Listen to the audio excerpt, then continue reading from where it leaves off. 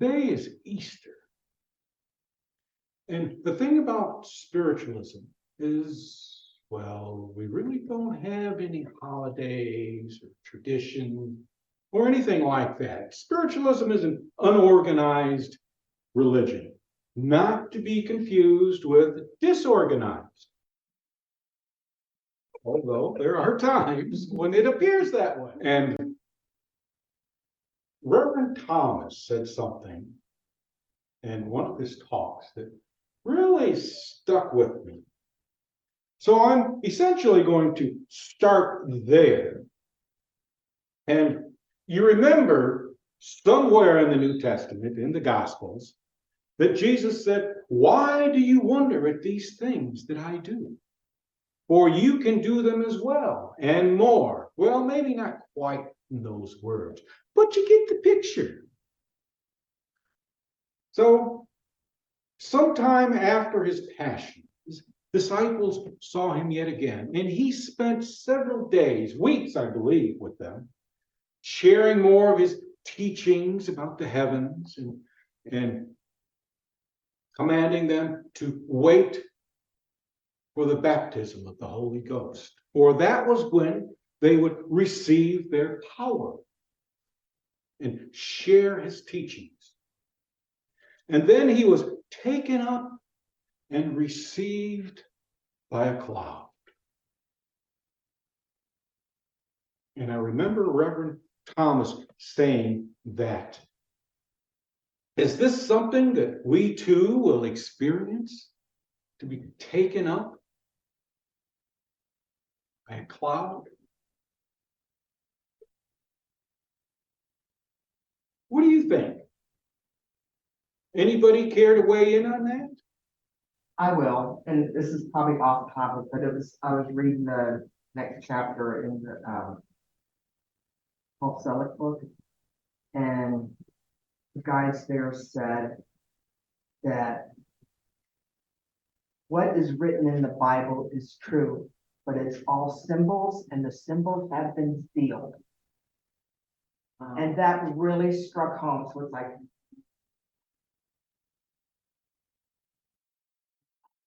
so everything everybody's, at least throughout my childhood, the church I was raised, and that was a pretty progressive church. I didn't think so, but now I know better. Was that, how do they know? They're reading the Bible literally. So that is, and I was thinking, okay, Easter, Jesus ascended, and it's like, ascended, or did he transcend? You know, it's just like a mystery in my mind. It's boggled my frontal cortex because it's twist, and I just let it go. Set it aside. My grandmother used to say the Bible could be interpreted on 7 different levels. The first level, of course, being the most literal, and the highest being the most spiritual, very different. And I always remembered that because you hear people quote things and say things, trying to use it to their best or whatever, use it to explain something or whatever. And I always wonder, is that the best interpretation? Which interpretation is that? Is that the most literal, whatever? So that you reminded me of that. And I have always kept that in mind. So not sure about you hear people talk about folks that pass and they feel something or they see something. They feel that the soul leave their body. People say that when they're with someone who's about to pass. Ascending implies rising up. So is it a lateral transition or is it a ascending train? I don't know. Who knows? Good question. Who knows? I know. Oh. Well, I think I know. Please share. But what about the teachings of Christ? Well, I'm getting ahead of myself, and I probably got ahead of myself already. But let's look at the teachings of Christ. What is the summation of the teachings of Christ? And I'll let Reverend Thomas share his thoughts with that one. Did I hear the question correctly? The summation of the teachings of Christ? Correct. Love God and love each other. Couldn't put it any simpler than that. The summation of his teachings were to love one another and to love God. To love God more than anything else. So with God, there are many definitions about the condition or the existence of God, just as there are of humankind. And from the teachers of spiritualism, they are the receptors of the teachings of the souls, meaning that we absorb all of this. But coming back to the summation of this, let's look at this. The summation of God, as described in a lot of the spiritual writings, is an emanation. Some of them use the term God, but most of them refer to God as being this light, this emanating light, giving God no particular personality, no particular form, but just as an emanation of light. And that's how he's described a lot of times in the Old Testament, this ball of fire, this glory that's so bright that you can't look upon it. It's all light.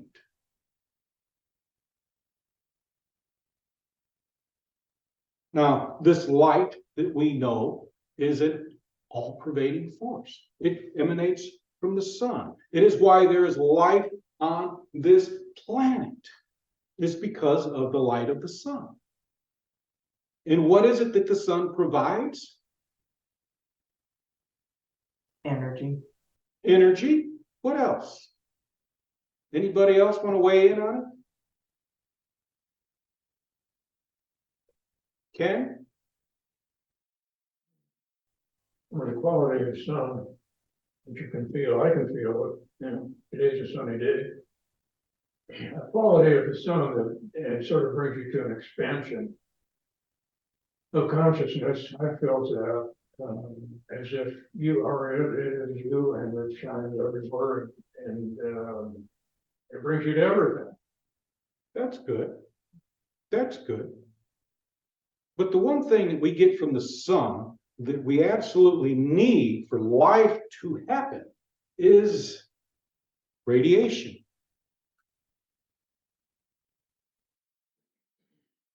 Radiation, that one thing that we try to stay away from, especially if we're at a nuclear plant. But it's the radiation from the sun in more ways. It's exactly like Ken described with the light, because that is radiation. That light is radiating outward, but there's an energy, like Beth said, that's radiating outward that animates life. All of that is representations of God, if you choose to use the term God. A radiating light in more ways than one.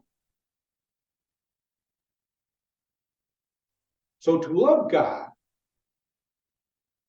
well, no, I got ahead of myself. There's something I want to put in here, because we talk about spirit a lot.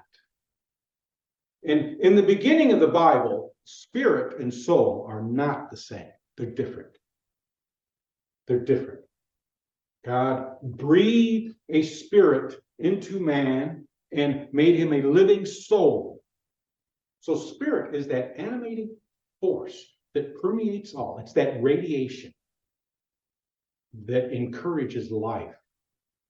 to continue. So,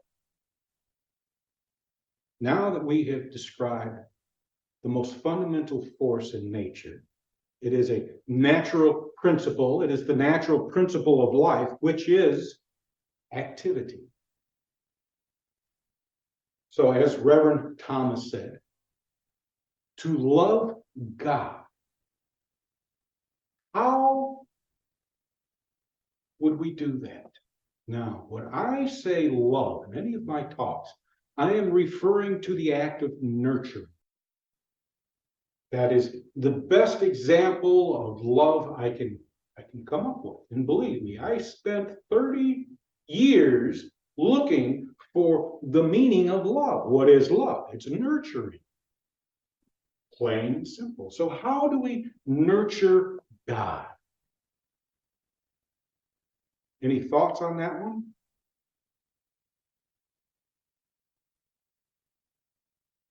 How about you, Sandy? Any thoughts on that one?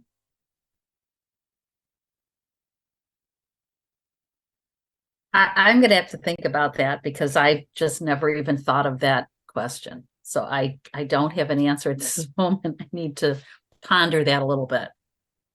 Well, that's okay. Okay. That's okay.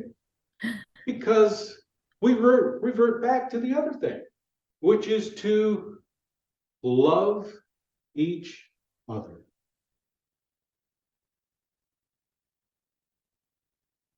So, does anybody want to say anything about that one?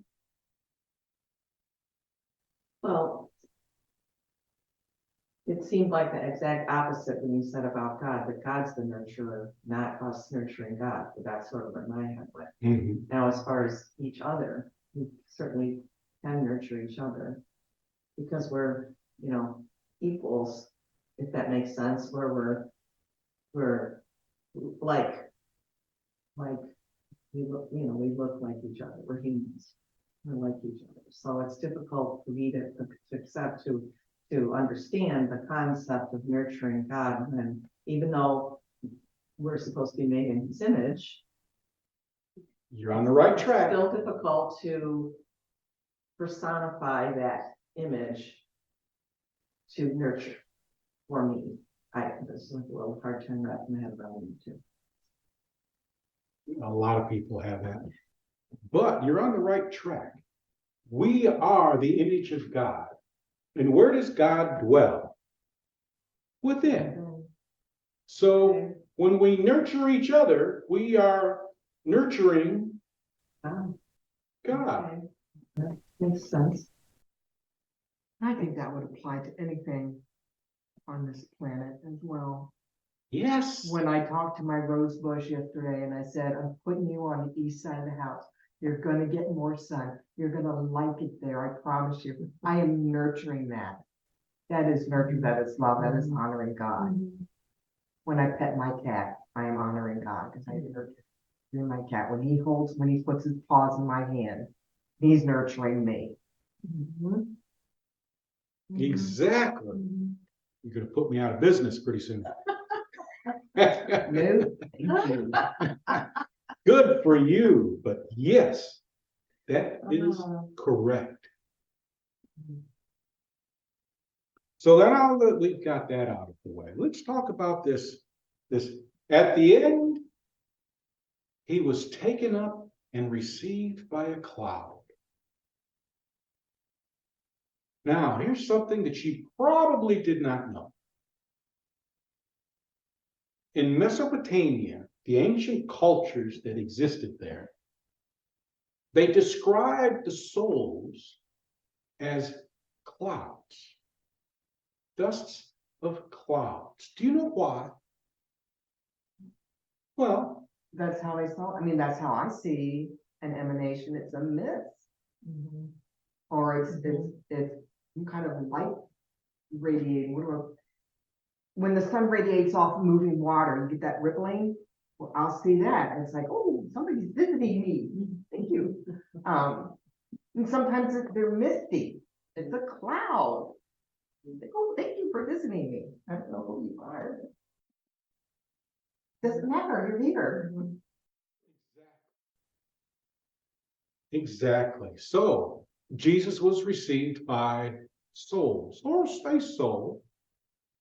Could be one, could be many.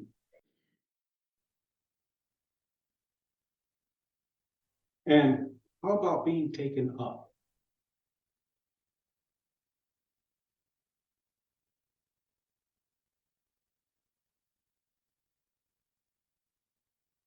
Suppose that's just, we're not subject to gravity anymore. Could be, but if I recall, the way Reverend Thomas explained time was that time was relevant to gravity. It corresponds with gravity. And gravity exerts itself on substance. So the less substance would mean the less pull that gravity has on you. Would also suggest that time flows differently. Would that be a correct assumption, Reverend Thomas? Well said. In the world of spirit or energy, time has no place. So when we talk about eternity, that makes sense from that understanding of it. Time is a limitation placed on the physical experience to slow things down enough that we can figure them out. If everything happened instantly, we would all be living in a nightmare. Everything that we thought, you know, certainly I would be in a nightmare. Here's a question for all of you. Does light have substance?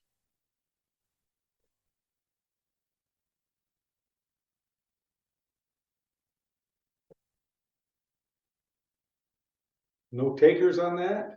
Well, I can see it. Hmm.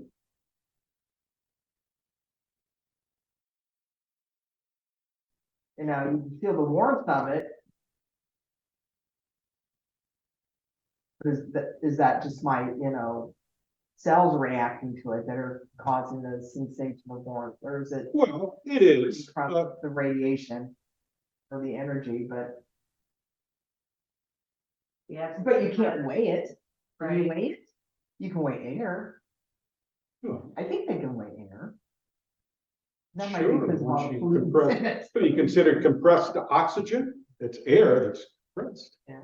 Try and pick it up, it's more than just a container. However, if light had no substance, then a black hole would not be able to bend light.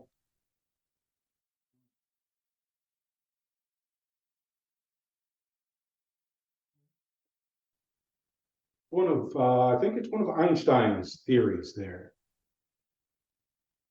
that gravity can be so intense that it bends even light. And we see light as being insubstantial. So there's some amount of substance there, even in the vacuum of space. Some amount of substance. We just don't have the instruments to weigh it. So anyway, that gets us off track there. But We're good at that. yes, we are good at that. But let's get back on track here. So Jesus was taken up. Now, to give explanation is often best to use an example. And Emanuel Swedenborg, in his communications with John Edmonds and George Dexter's, tells us that the way he lived his life allowed him to ascend to the sixth sphere, or the sixth heaven. Now, remember, Sharon, you said something about your grandmother saying the Bible could be interpreted several different ways. That's one for each heaven. That makes, that absolutely, or even each reality. Exactly. Each reality. I'm glad you mentioned that. You're further ahead than you think, my dear. To think about. So the question that comes with that is, how did Swedenborg live his life? In And- Europe. I said, how, not where. That's a good one, though. That's a good one. Swedenborg spent a lifetime studying Judaism, Christianity, Islam, and meditation.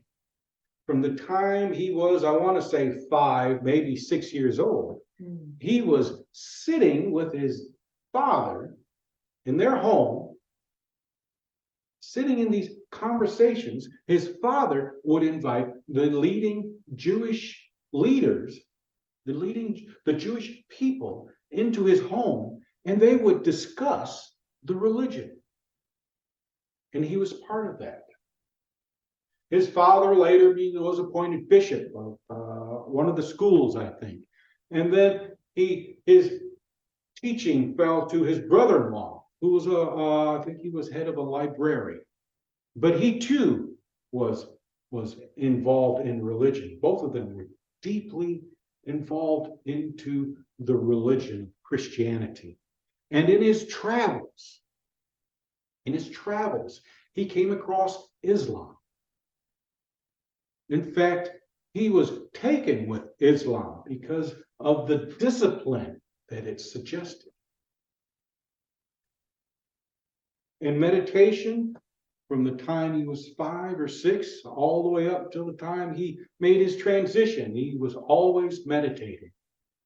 And in one of these times, an apparition showed up, a cloud, if you will, a purple cloud. He was very specific. A purple cloud showed up and said that he was had chosen him to reinterpret the Bible, suggesting that the interpretations of the day were incorrect. And this is what he told them. Through noble desires, living unselfishly and nurturing others towards the happiness we desire for ourselves, or for the happiness you desire for yourself, nurturing them, encouraging them towards that.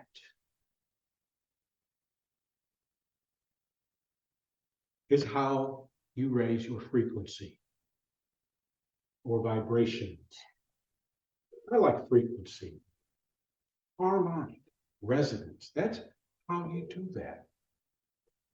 So the idea of Jesus being taken up into the clouds, there's the example. Remember when I began, Jesus said, why do you wonder at these things? You can do them and more.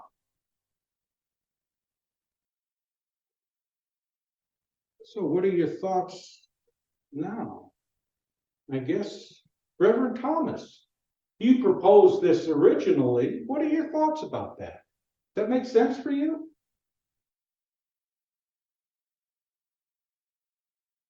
Interesting approach to it all, but the the thing that keeps coming back to me is the responsibility of each of us to follow the example of Jesus.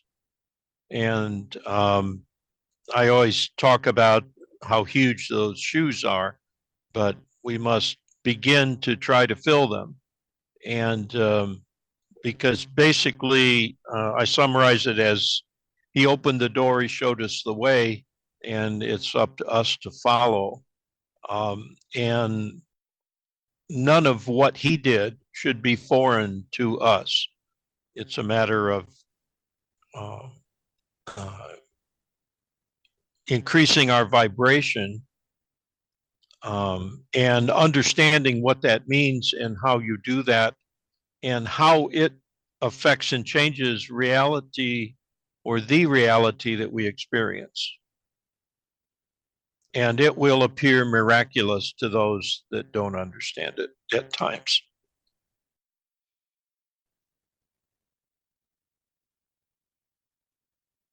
Yes. What are your thoughts, Ken?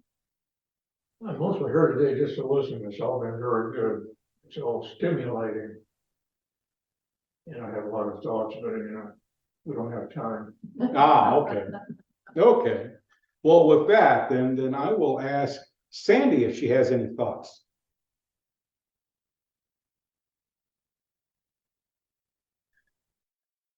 Well, I've tried to write down as much of this as possible because it is also relevant and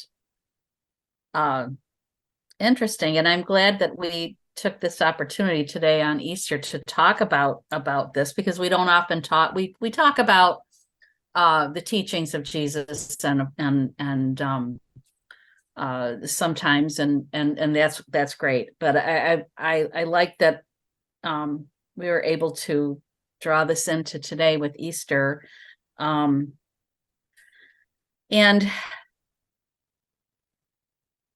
um and kind of bring the relevance of his teachings back, into light, into the, into today's message, because I like it. Uh I guess that's pretty much all I have to say. I'm just glad we did this today. I like it. It's very good. Very good. Good. I'm glad you enjoy it. So I'm giving a talk at this spiritualist church that I walked into that morning, because this all happened on the same day. And I asked the congregation, how many of you would be like Jesus? Aside from mine, one other hand went up, just one.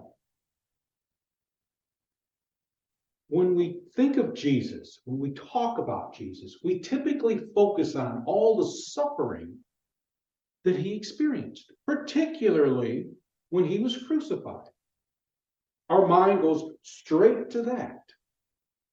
But that was not his greatest teaching.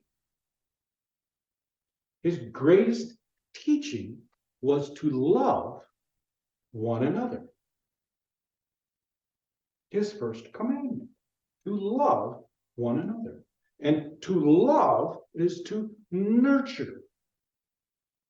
So we can emulate the life of Jesus, because what did Jesus do? He nurtured the crowds. He nurtured his disciples. He nurtured strangers. He didn't even hold it against Pilate when Pilate had to do his thing, because he knew that things were already in motion. And there's no way Pilate could have stopped it. I think it was Pilate. Maybe it was Herod. But there was nothing that could be done to stop it, because everything had been taken care of. You know how politics are. That's all it was politics. So, do you have anything you'd like to add, Reverend Thomas?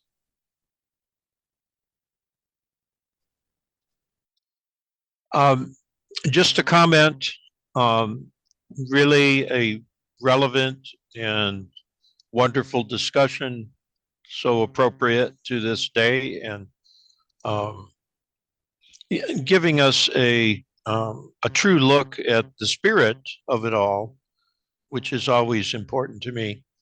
And thank you for the topic and for the thoughts and the sharing. And I appreciate it personally. And I want to echo Sandy's sentiments there. Thank you. God bless. Any last thoughts, Beth? Ditto. Ditto. All right. In other words, she's not venturing any further. I've done enough. How about you, Ken?